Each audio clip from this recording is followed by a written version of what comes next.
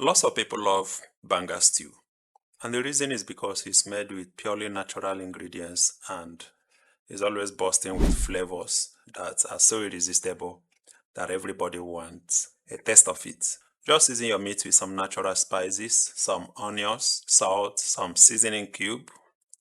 Add enough water to cover the meat, set on heat, and start cooking.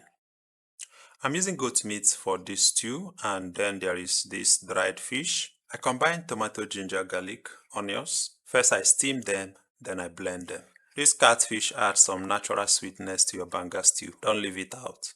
Let's add the dried fish and start to combine. You can go ahead and add more water to this pot. You just want this to be cooked properly. The meat, the fish, you want them easy to chew. This is the palm fruit sauce. To get this, just boil palm fruit, pound, add enough water, mix together, and shifter. We are going to be cooking this for the next 30 to 35 minutes. And we are almost there. Add the tomato, pepper, ginger, garlic mixture. Cover your pot and cook for another 10 minutes. You can notice the oil is already settling at the top of the stew. Onions, add some crayfish, then the catfish should follow. Now stir to combine. And be very careful while stirring this because I want this catfish to stay as it is. I don't want it broken up.